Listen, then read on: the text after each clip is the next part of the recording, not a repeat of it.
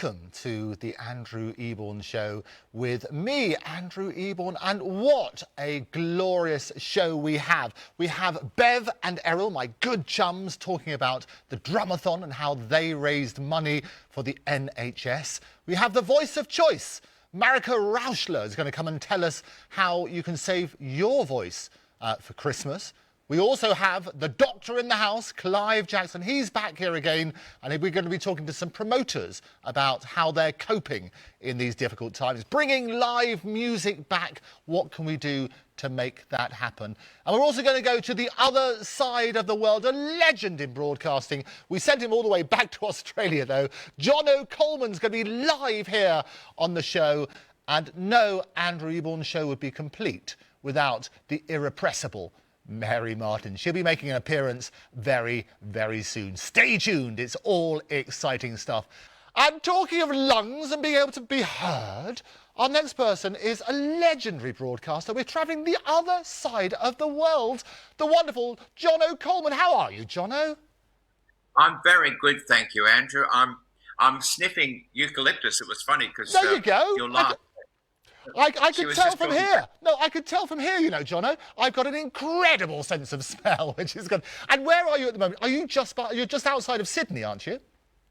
Yeah, we're at our house at Palm Beach. And sadly, if you'd come to us about 20 minutes earlier, you would have seen a beautiful sunset and everything out the back there and the blue water of the pit water.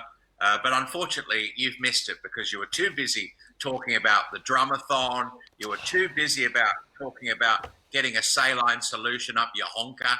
So you've missed all that. You've just got me. Well, we can come back, but we love you are the perfect picture. And what I love, because there's a segue between Bev and Errol, who live in Hackney, and you were born in Hackney, weren't you? I was born in Hackney on the 29th of February in 1956. So I'm celebrating 64 years in this disgusting year. It started off so well. 2020 is a leap year. It's when I get a birthday. So we had a fabulous kind of birthday party on Saturday, the 29th of February. And then we got the COVID and it all started hitting Australia as well. And that's when we all went into lockdown. So the venue where we had my big birthday party for when I'm 64, closed down about a week later, and everything sort of went into this new age of ours. But luckily in Australia, as opposed to all our friends and loved ones in the UK and around Europe, who are just doing it very hard at the moment, our thought and our love and our hearts go out to you all. And as they say, it sounds hackneyed, but we're all in this together. I know we are all in this together, and I think what's interesting as well is that how people are going to celebrate, because we're so desperate to celebrate and have a really good Christmas. I mean, it was technically, because you are born on a leap year, it was technically your 16th birthday this time, because you only can have a birthday every 4 years. That's how it is. I did the maths instantly. You were 16, Jono. I love it. So sweet 16. Yeah, absolutely. So how did you celebrate your 16th birthday this year? We basically organised for a bunch of my friends, friends from the UK, friends who live in Sydney, people that, you know, we just haven't caught up with for a long time. And we all went to the Cruising Yacht Club down at Rushcutters Bay, not far from the middle of the harbour there. And there's a Cruising Yacht Club, which is where all the big sailing boats come on Boxing Day. They have the Sydney to Hobart yacht race, which is huge. It's a bit like Cows and all that sort of stuff, and some of the big yacht races they have in the UK. So we got all my friends, about 64 or 65 of them, came together on that Saturday night, 29th of February, and we had a great time. Lots of photographs projected, embarrassing photographs from the UK, embarrassing photographs from my childhood, and it was a lovely night, and it was great. It was great that we did it because nobody knew that the COVID and the lockdowns were going to be happening within a week or 2 weeks. So it was great that we did it because you know, I mean, look, we're going to come through this, and now there's the vaccines. The various vaccines are being rolled out. So my sister and her husband live in Coventry, so they're they're sort of umming and ahhing about when they go and get vaccinated and wait and see if everything's okay. So at least there's light at the end of the tunnel. But, you know, you've got to celebrate Christmas, you've got to celebrate birthdays, you've got to carry on safely as normal, you know. Oh, no, absolutely. I'm talking about celebrations then. How are you going to celebrate Christmas this year? Well, it will be our usual Coleman Christmas in the Coleman household. What's left of the family, because my mum and dad are no longer with us. They're hovering in a cloud above Hackney or Southgate. Uh, Margot, my beautiful, long-suffering wife, will put on a lovely spread. What we do in Australia, because even when we were living in the UK, because Margot and I lived in London for about 16 years, and I worked on Virgin Radio and Heart Radio, and I worked on various TV channels and did things like The Biggest Loser or whatever it was called then, Celebrity Fit Club. Oh, you were close there, Celebrity Fit rather than Fat. So no, but you were brilliant. That was 2002. That was the very first one, and you won the thing, didn't you? Yeah, because I was so scared about going on ITV and being weighed every couple of weeks with Aaron Whitcomb and Tommy Walsh and all these other people. I know, and I remember that episode, and I think the one particular one, on 1 week, you managed to lose a miraculous 12 pounds in a week. How did you do it?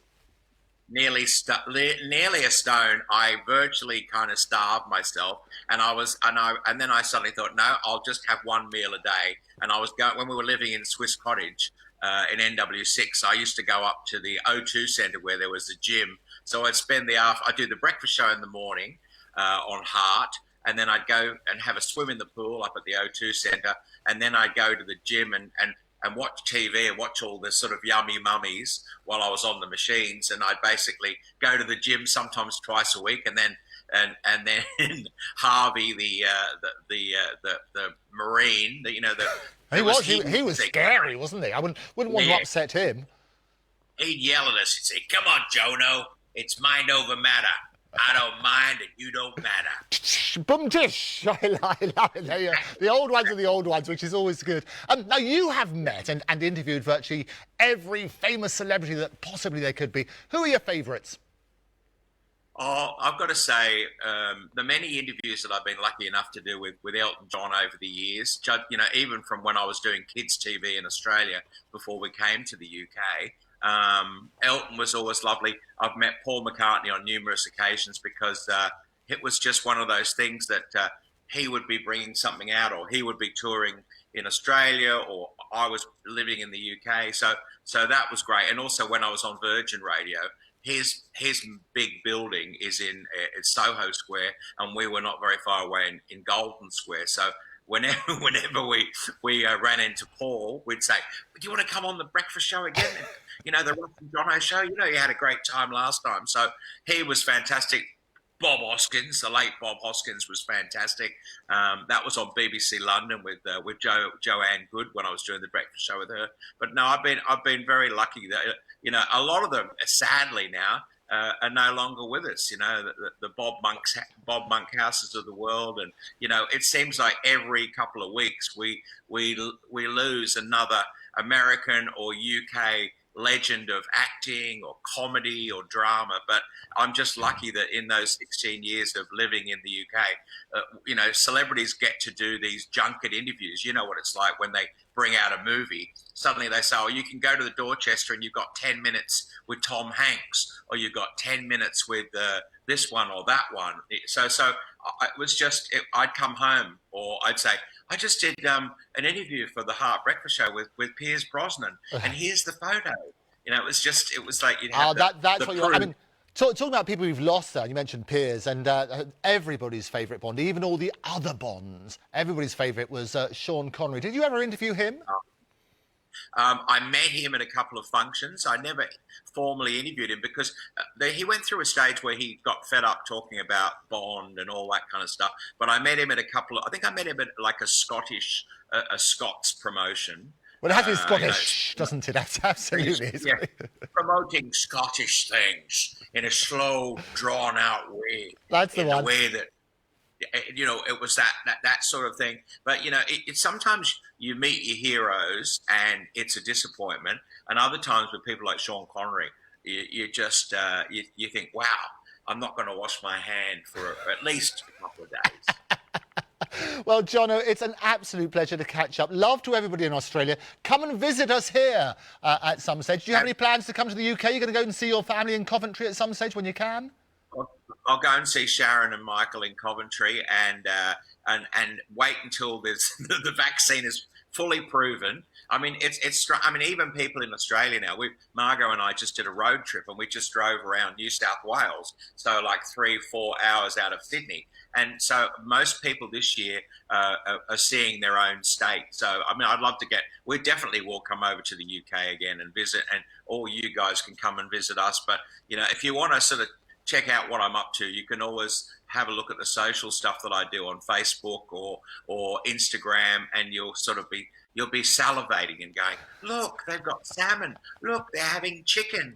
You know, it's in Hackney. We used to dream of having a chicken dinner. Hey, a jerk chicken they have in Hackney. Lots of those places up there. I love it. Absolutely love it. Well, send us the picture of the sunrise tomorrow, or sunset, where we are, and then we'll put it up on the thing. That's what we missed. But Jono Coleman, it's such a pleasure catching up. Thank you very much for joining me.